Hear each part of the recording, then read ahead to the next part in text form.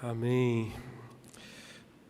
Como ansiamos por esse dia em que todo joelho se dobrará, toda língua confessará que Jesus Cristo é Senhor, para a glória de Deus, o Pai. Amém? Meus amados, abramos nossas Bíblias no segundo livro da Bíblia, que é o livro de Êxodo. Livro de Êxodo, onde nós encontramos a história da primeira Páscoa. A primeira Páscoa. Essa primeira Páscoa está registrada especificamente no capítulo 12, mas nós não leremos agora, leremos mais adiante na nossa reflexão. Por ora, leremos o capítulo 1.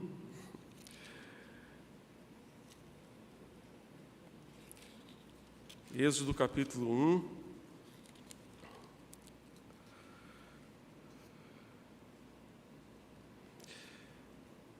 Êxodo capítulo 1 nos diz o seguinte. Nesse meio tempo, verso 8, Êxodo 1, verso 8, nesse meio tempo levantou-se um novo rei sobre o Egito que não havia conhecido José. Ele disse ao seu povo: eis que o povo dos filhos de Israel é mais numeroso e mais forte do que nós. Vejam, precisamos usar de astúcia para com este povo, para que não se multiplique, e para evitar que, em caso de guerra, ele se alie aos nossos inimigos, lute contra nós e saia da terra. E os egípcios puseram sobre eles feitores de obras, para os afligir com trabalhos pesados. E assim os israelitas construíram para Faraó as cidades celeiros de Pitom e Ramsés. Mas quanto mais os afligiam, tanto mais se multiplicavam, e tanto mais se espalhavam, de maneira que os egípcios se inquietavam por causa dos filhos de Israel. Então, os egípcios com tirania escravizaram os filhos de Israel e lhes amargaram a vida com dura servidão.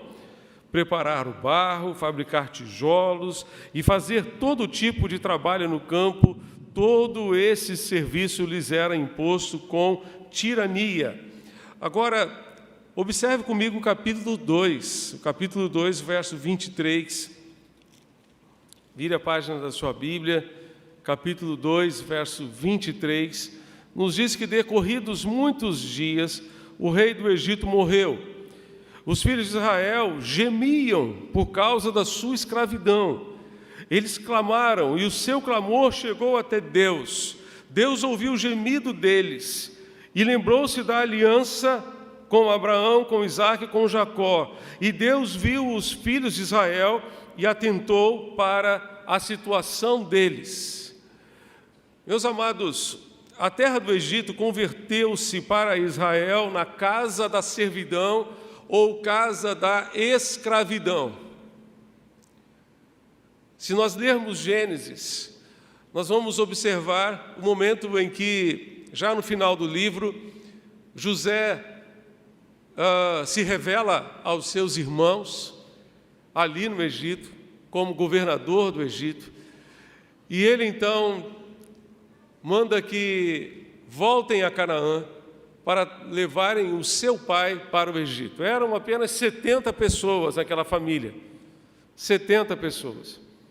E diz a Bíblia que lá eles encontraram provisão, lá eles encontraram tudo para a sua subsistência, lá eles foram salvos da fome que havia na terra de Canaã, terra da peregrinação de Abraão, Isaque e Jacó. O Egito para eles se tornou um lugar de consolo, se tornou para o povo de Israel, lá naquele momento inicial, quando Jacó ainda era vivo. A gente deve se lembrar que Jacó morreu no Egito, foi sepultado na caverna de Macpela, lá naquele terreno que Abraão comprou dos filhos de Et para servir de sepultura para Sara. Ali foram sepultados Abraão, Sara, Isaque, Rebeca, Jacó Elia. E então podemos afirmar que o Egito representou para o povo de Israel uma terra de prosperidade, uma terra de conforto, de consolo, um local onde eles puderam encontrar muita felicidade naquele momento imediato.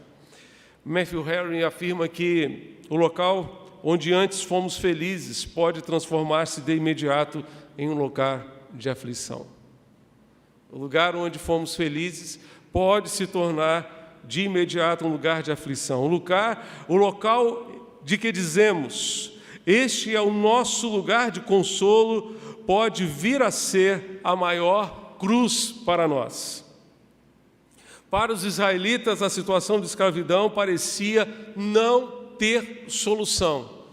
Diz o texto no capítulo 2 que eles gemiam como escravos nas mãos de Faraó, nas mãos dos feitores que obrigavam que eles fabricassem tijolos, construíssem cidades para eles.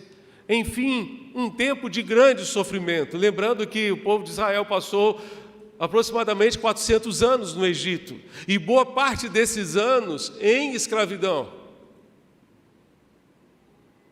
Diz o texto que os egípcios amarguraram a vida dos hebreus. Amarguraram a vida dos hebreus. Eu fico imaginando que na cabeça daqueles israelitas, aquele problema não teria mais solução. Eles não teriam como sair daquele país, não teriam como fugir dali, não teriam como sair daquela situação de escravidão e teriam que passar o resto de suas vidas vivendo daquele jeito. Se os problemas parecem não ter solução, devemos nos lembrar que Deus vê a nossa aflição. Vá comigo ao capítulo 3 de Êxodo, momento em que Deus se revela pessoalmente a Moisés, nesse encontro de Moisés ali no Monte Horebe com o Senhor. Deus fala ao coração para comissioná-lo a fim de ir até o Egito e participar desse projeto de libertação do povo de Israel. E então no capítulo 3, verso 7, o Senhor disse a Moisés o seguinte: certamente vi a aflição do meu povo que está no Egito, e ouvi o seu clamor por causa dos seus feitores. Conheço o sofrimento do meu povo. Meus irmãos, que palavra maravilhosa é esta! Que bênção saber que nós temos Deus. Este Deus maravilhoso é o Deus que se importa conosco, é o Deus que se importa com o nosso sofrimento, com as nossas aflições, com as nossas angústias. Eu vi a aflição do meu povo, diz a palavra de Deus. Eu vi a aflição do meu povo. Deus não está cego, Deus não está alheio ao nosso sofrimento, Ele vê a nossa aflição. Nesse momento, Ele está vendo tudo aquilo que está acontecendo no mundo. Neste momento, Ele está vendo tudo aquilo que está acontecendo, particularmente com a sua família, dentro da sua casa, tudo aquilo que está acontecendo dentro de você, no seu coração. Ele vê a nossa aflição. Deus está vendo tudo o que está acontecendo no mundo nestes dias. Em Gênesis capítulo 16, Agar teve um encontro com o anjo do Senhor no deserto. No deserto. E ela disse: tu és o Deus que vê. Na verdade, eu estou neste lugar, diante daquele que me vê. Eu olhei para aquele que me vê. Eu olhei para aquele que me contempla. Deus é o Deus que vê. Quando estamos na cidade, quando estamos no deserto, quando estamos no campo, quando estamos em qualquer canto deste mundo, Deus vê. E Ele vê não apenas o nosso rosto, não apenas o nosso rosto. Ele vê o nosso coração, Ele vê as nossas necessidades mais íntimas e mais profundas, Ele vê a situação em que se encontra o nosso coração. Ele consegue enxergar aquilo que ninguém enxerga, Ele consegue ver aquilo que ninguém está vendo. Não existe coisa alguma que esteja fora do alcance dos olhos do Senhor.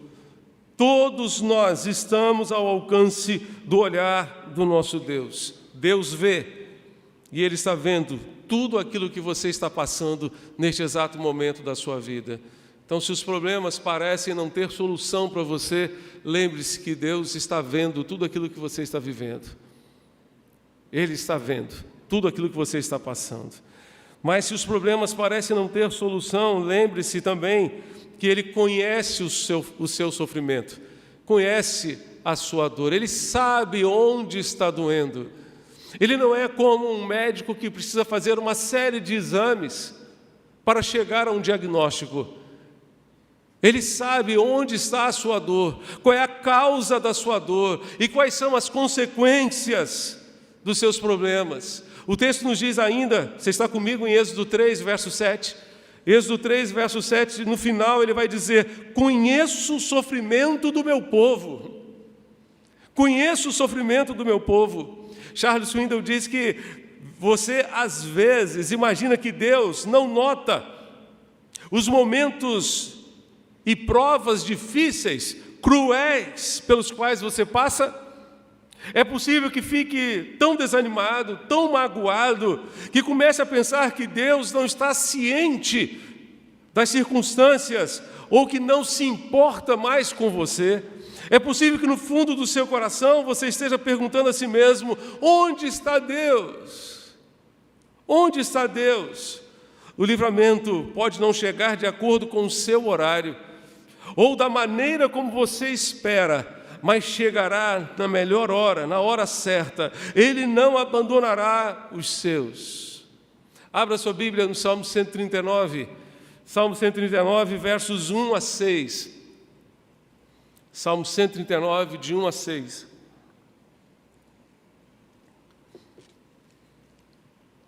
Senhor, Tu me sondas e me conheces. Sabes quando me sento e quando me levanto. De longe percebes os meus pensamentos, sabes muito bem quando trabalho e quando descanso. Todos os meus caminhos são bem conhecidos de Ti. Antes mesmo que a palavra me chegue à língua, Tu já a conheces inteiramente. Tu me cercas por trás e pela frente e pões a Tua mão sobre mim. Tal conhecimento é maravilhoso demais, está além do meu alcance, é tão elevado que não posso atingir. O Salmo 139 fala sobre a onisciência e a onipresença de Deus. O Deus que sabe tudo a nosso respeito e que está ao nosso lado e nos cerca com a sua mão, com a sua presença junto a nós. Sim, o Senhor conhece as nossas dores, conhece o nosso sofrimento, Ele conhece. Isaías 53, verso 3. O profeta disse que ele seria um homem de dores e que sabe o que é padecer. Jesus soube o que era padecer porque se tornou um de nós. Se tornou um de nós e sofreu aquilo que nós sofremos. Passou por tudo aquilo que nós passamos. E por isso Ele conhece os nossos sentimentos, Ele conhece também os segredos mais íntimos do nosso coração. Se você acha que ninguém sabe o que você está passando, lembre-se que Deus sabe perfeitamente. Até mesmo os segredos mais ocultos, as angústias mais profundas da alma, que talvez não sejam conhecimento das pessoas mais próximas de você, não sejam talvez do conhecimento do seu cônjuge, não sejam do conhecimento dos seus filhos, dos seus pais, das pessoas que cercam você, que vivem com você dentro de casa. Essas inquietações, essas angústias mais profundas da alma são conhecidas por Deus. Deus conhece a sua dor. Ele sabe qual é o tamanho dela, sabe onde está doendo. Ele conhece a causa do nosso sofrimento. Ele sabe, Ele conhece a nossa estrutura e sabe que nós somos pó, diz o Salmo 103, verso 14. Sabe que somos limitados, sabe que somos falíveis. Ele conhece as nossas limitações, nós é que não conhecemos. E por não conhecê-las, muitas vezes acabamos tentando carregar um fardo maior do que nós podemos carregar. Ele conhece as angústias mais profundas do nosso ser. Deus conhece. Ele conhece o seu sofrimento melhor do que você mesmo. Mas este Deus maravilhoso é o Deus que também ouve o nosso clamor.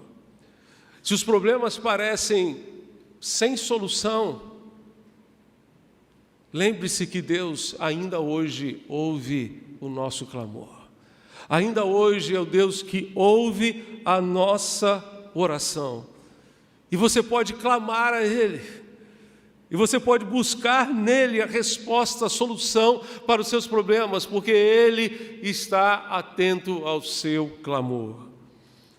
Além de ver a nossa aflição, ter conhecimento da nossa aflição, Deus também nos ouve.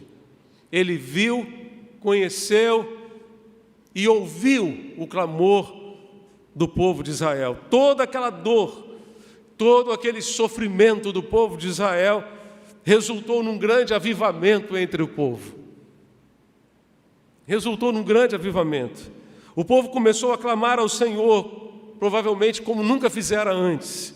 As famílias começaram a se unir para a oração nas casas.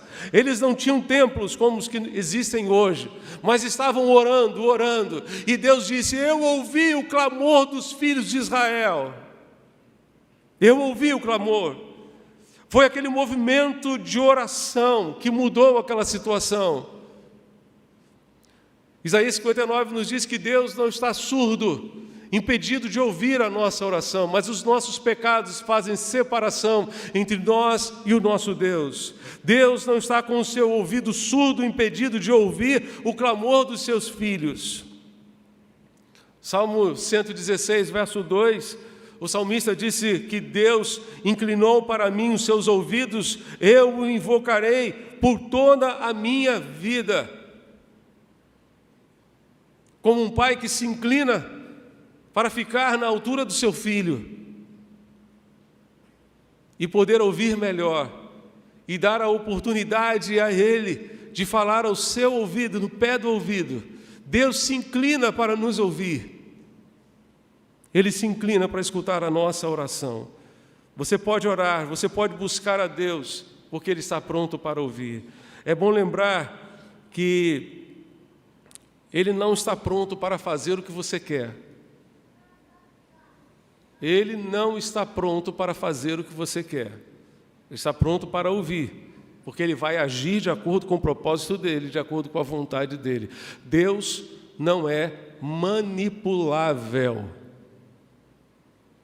Existem pessoas que são manipuláveis, existem pessoas que são manipuladoras. Mas Deus não é manipulável, a ponto de Ele fazer exatamente aquilo que nós queremos ao nosso bel prazer. Ele vai fazer aquilo que nós queremos se aquilo que nós quisermos estiver de acordo com a sua vontade, estiver de acordo com o seu querer. Porque Ele sabe o que é melhor para nós. E por isso precisamos descansar na certeza de que a vontade de Deus é boa, agradável e perfeita. Você, como pai, quantas e quantas vezes disse não aos seus filhos? Quantas e quantas vezes? Quantas e quantas vezes teve que dizer: espere, não é o momento ainda, porque você ama o seu filho. Da mesma forma Deus faz conosco. Ele sabe exatamente qual é a resposta que deve nos dar. Mas isso não impede a Deus de nos ouvir.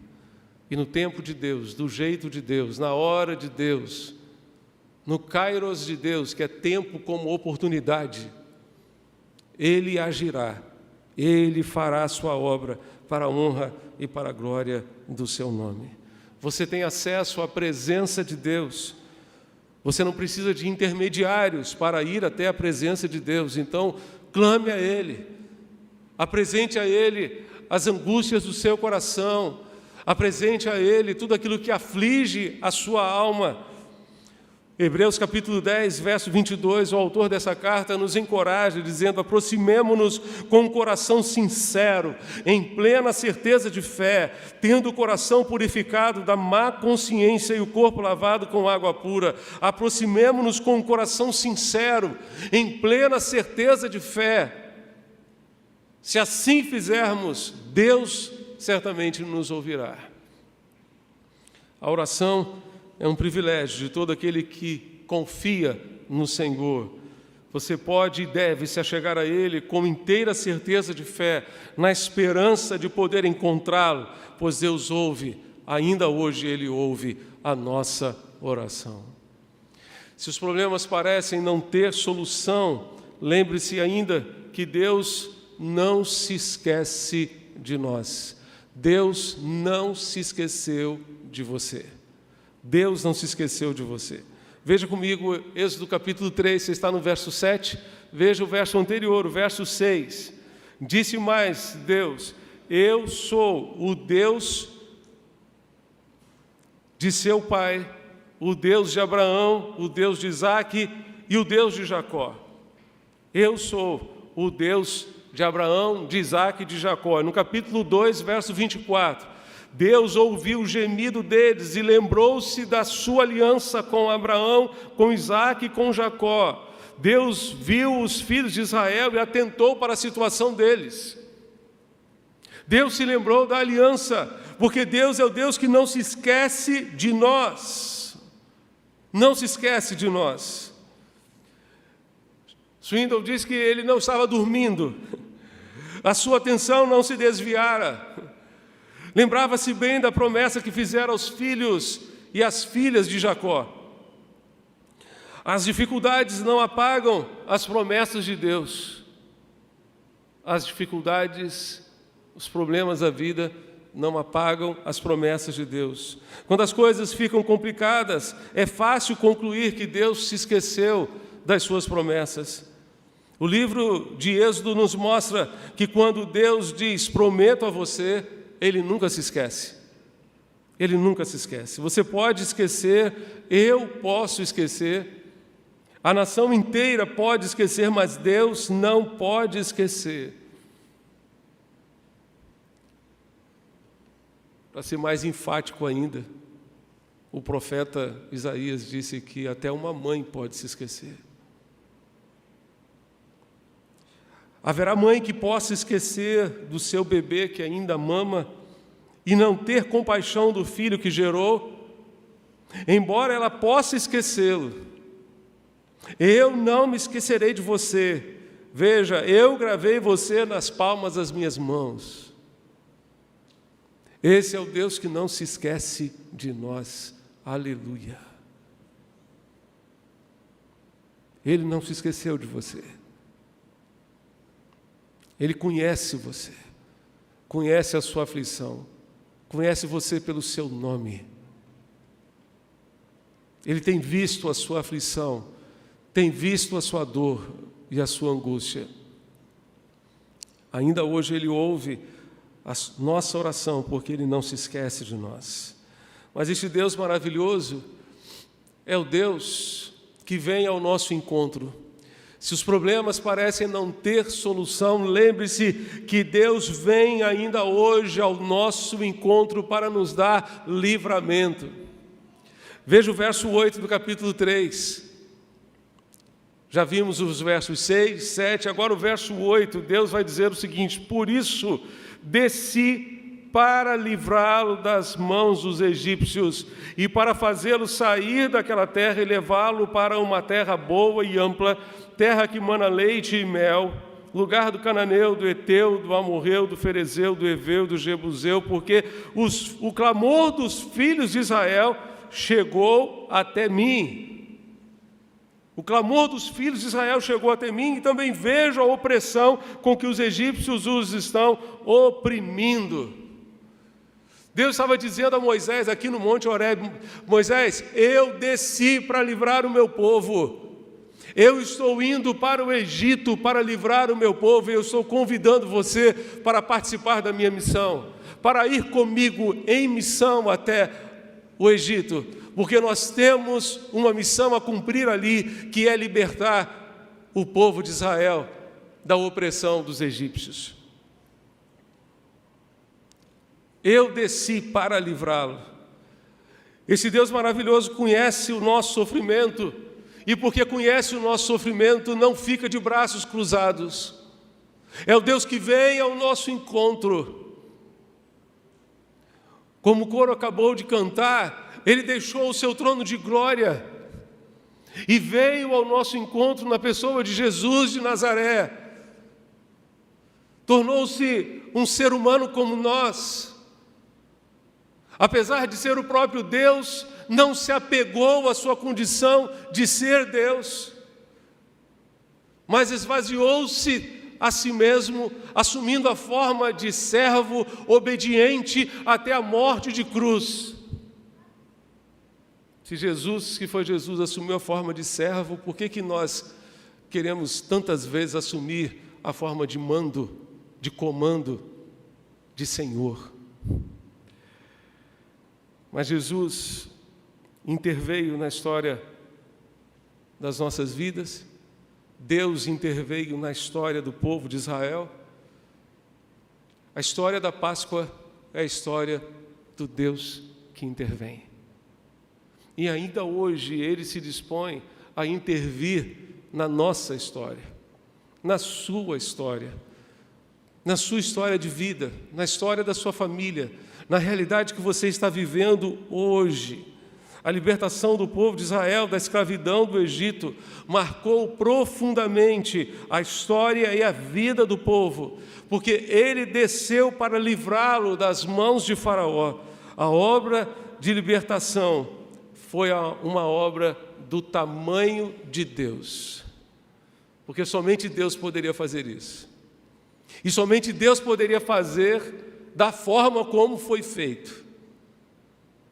Por isso o Henry Blackaby diz que a obra da libertação do povo de Israel do Egito foi uma obra do tamanho de Deus. Muitas vezes nós queremos obras do tamanho da gente, quando Deus tem coisas tão maiores para a gente, tão mais elevadas, em outro patamar, mas a gente quer ficar aqui com as obras do nosso tamanho e do nosso jeito. Se os problemas parecem não ter solução, lembre-se que Deus ainda hoje é o Deus que intervém, é o Deus que vem ao nosso encontro para nos dar livramento, como deu livramento ao povo de Israel.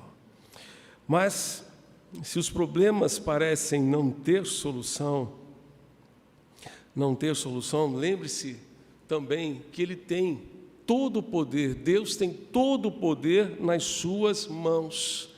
Veja comigo capítulo 3, verso 19.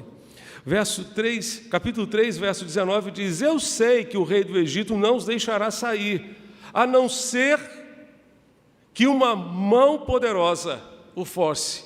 A não ser que uma poderosa mão o force. Esse Deus maravilhoso é o Deus que nos livra com uma mão forte, com o seu poder. As manifestações do poder de Deus na libertação do Egito foram tremendas. Quando o povo de Israel saiu, o Egito estava completamente arruinado, porque Deus manifestou o seu poder através das pragas que Ele enviou sobre o Egito. E depois, para culminar, ainda destruiu totalmente o exército de Faraó na travessia do Mar Vermelho.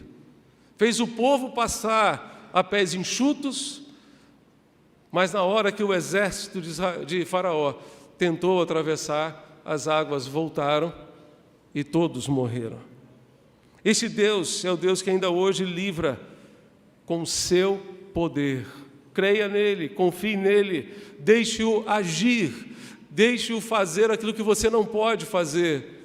Procure nesse processo de vida que você está vivendo hoje, nesse processo de luta, de provação, de adversidade, identificar o que você deve fazer e o que deve deixar Deus fazer.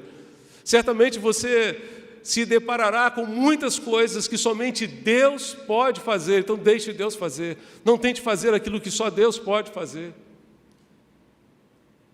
Dobre o seu joelho, clame a Deus e diga: Deus, eu só posso ir até aqui. Daqui para frente é contigo. Faz esta obra que está fora do meu alcance, está fora do meu controle, mas que certamente está nas tuas mãos. Se os problemas parecem não ter solução, lembre-se que Deus tem poder. Ele tem uma mão poderosa. E lembre-se ainda de seguir a orientação do Senhor. E agora eu peço que você vá comigo ao capítulo 12. No capítulo 12 você encontrará a instrução de Deus para o livramento. Êxodo capítulo 12, de 1 em diante. Diz a palavra do Senhor. O Senhor disse a Moisés e a Arão na terra do Egito: Este mês será para vocês o principal dos meses. Será o primeiro mês do ano. Falem a toda a congregação de Israel, dizendo: No dia 10 deste mês, cada um tomará para si um cordeiro, segundo a casa dos pais, um cordeiro para cada família. Se a família for pequena, para um cordeiro, então o chefe da família convidará o seu vizinho mais próximo, conforme o número de pessoas. Conforme o que cada um puder comer, por aí vocês calcularão quantos são necessários para o cordeiro. O cordeiro será sem defeito, macho de 1 ano, podendo também ser um cabrito. Vocês guardarão o cordeiro até o 14º dia deste mês, e todo o ajuntamento da congregação de Israel o matará no crepúsculo da tarde. Pegarão um pouco do sangue e o passarão nas suas ombreiras e na viga superior da porta, nas casas em que o comerem. Naquela noite comerão a carne assada no fogo, com pães sem fermento e ervas amargas. Não comam do animal nada cru, nem cozido em água, porém assado ao fogo, a cabeça e as pernas e as vísceras. Não deixem nada do cordeiro até pela manhã, o que porém ficar até pela manhã queimem. E é assim que vocês devem comê-lo, já prontos para viajar, com as sandálias nos pés e o cajado na mão. Comam depressa, é a Páscoa do Senhor. Porque naquele dia ou naquela noite passarei pela terra do Egito e matarei na terra do Egito todos os primogênitos, tanto das pessoas como dos animais, e executarei juízo sobre todos os deuses do Egito. Eu sou o Senhor. O sangue será um sinal para indicar as casas em que vocês se encontram. Quando eu vir o sangue, passarei por vocês e não haverá entre vocês praga destruidora. Quando eu ferir a terra do Egito, este dia lhes será por memorial, e vocês o celebrarão como festa ao Senhor. De geração em geração vocês celebrarão este dia por estatuto perpétuo. Meus amados, que história tremenda. Deus disse que libertaria o povo de Israel, e a estratégia de Deus foi enviar pragas, transformação da água em sangue, praga das trevas, das úlceras, pragas as mais variadas, 9 pragas, até que Deus anunciou a última praga, que seria a mais terrível de todas elas, que representaria a morte de todos os primogênitos. Quantos primogênitos nós temos aqui hoje? Quantos primogênitos nós temos aqui? Eu estou com a mão levantada porque eu sou um primogênito. Eu sou o filho mais velho lá de casa. É isso aí, pode baixar a sua mão. Todos nós estaríamos em situação difícil se estivéssemos lá. E todos nós estaríamos preocupados. Papai, o Senhor já matou o cordeiro? Imagine só. O Senhor já preparou o cordeiro? O Senhor já apanhou o sangue do cordeiro e já manchou a porta com o sangue do cordeiro? Pai, tu sabes que esse será o sinal distintivo entre a nossa casa e a casa dos egípcios. Então tome logo essa providência. Engorde esse cordeiro aí durante 14 dias. Cordeiro de 1 ano. Cordeiro que não tivesse defeito. Deus é muito rigoroso, irmãos. É muito rigoroso naquilo que nós devemos oferecer. Lá no sistema sacrificial que ele estabeleceu no Antigo Testamento, os cordeiros não poderiam ter defeito algum para serem oferecidos no sistema sacrificial. É interessante a gente ler o livro de Malaquias, quando Malaquias, como profeta do Senhor, denuncia o culto que era oferecido pelo povo de Israel. E o culto, naquela época, consistia essencialmente na oferta. Ninguém ia ao templo para receber alguma coisa de Deus, ia só para ofertar a Deus, para dar alguma coisa a Deus. E o profeta Malaquias denuncia o povo dizendo: vocês estão trazendo animais defeituosos. Vocês não teriam coragem de dar esses animais defeituosos, mancos, aleijados, ao governador, ao prefeito da cidade, mas a Deus vocês acham que poderia dar. Para Deus vocês estão dando as sobras. Aquilo que vocês não querem, aquilo que não serve para vocês, vocês acham que pode servir para Deus. Aqui, Deus já está dizendo: esse cordeiro terá que ser de 1 ano, não poderá ter defeito algum, e cada família apanhará o sangue desse cordeiro e passará nas ombreiras, na viga da porta, nas casas em que comerem. O motivo da providência. Naquela noite, o verso 12, você está comigo no texto? Verso 12: naquela noite passarei pela terra do Egito e matarei na terra do Egito todos os primogênitos, tanto das pessoas como dos animais, executarei juízo sobre todos os seus deuses, os deuses do Egito. Eu sou o Senhor. O sangue será um sinal para indicar as casas em que vocês se encontram. Deus queria fazer diferença entre o seu povo e o povo do Egito. O anjo de Deus iria passar por toda a terra e ferir o filho mais velho de cada casa que não tivesse sangue na sua porta.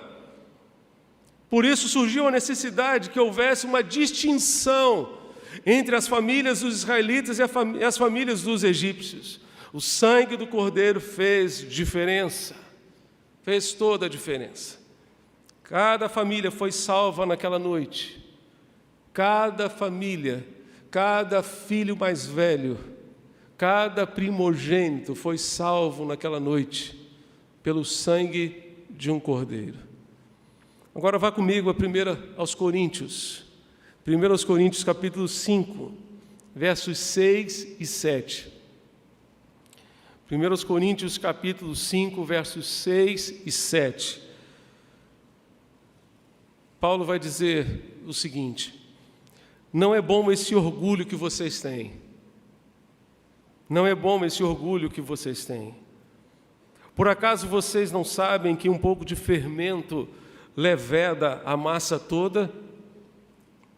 Joguem fora o fermento velho, para que vocês sejam uma nova massa, como de fato já são, sem fermento.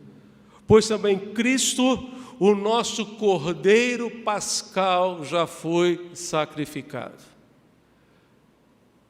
Porque Cristo, o nosso Cordeiro Pascal, já foi sacrificado. O Cordeiro da Páscoa, para nós, se chama Jesus Cristo. Assim como os cordeiros foram mortos no Egito para a salvação das famílias, Cristo, o Cordeiro Pascal, precisou morrer para salvar a mim e a você, para salvar toda a humanidade do pecado, da perdição eterna.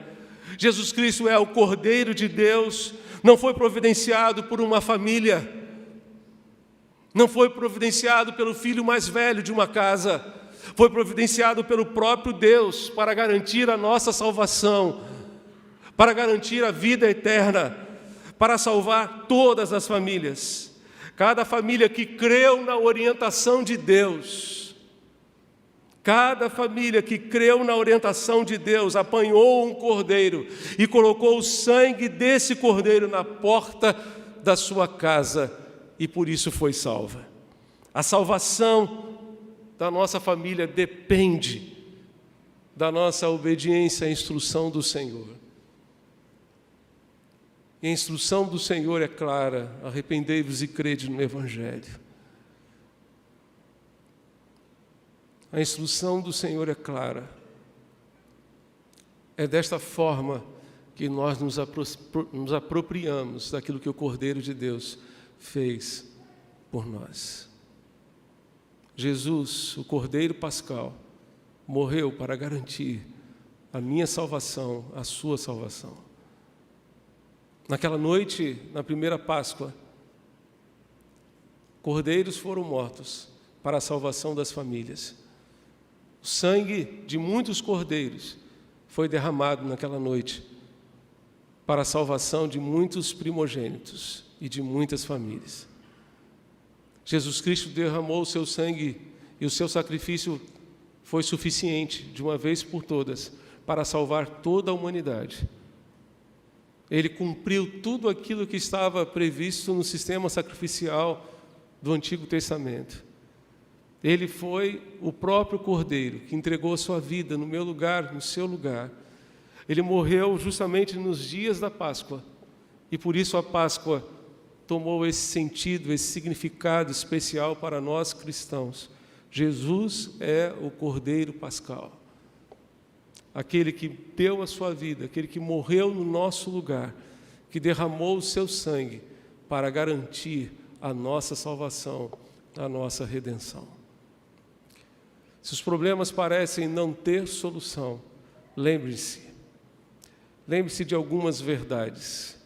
Lembre-se que Deus vê a sua aflição, conhece o seu sofrimento, ouve a sua oração, o seu clamor, que Ele não se esquece de você, que Ele ainda hoje vem com poder ao nosso encontro, que Ele tem uma orientação, uma instrução clara para seguirmos, e se assim fizermos, seremos salvos. Feche seus olhos, vamos orar ao Senhor.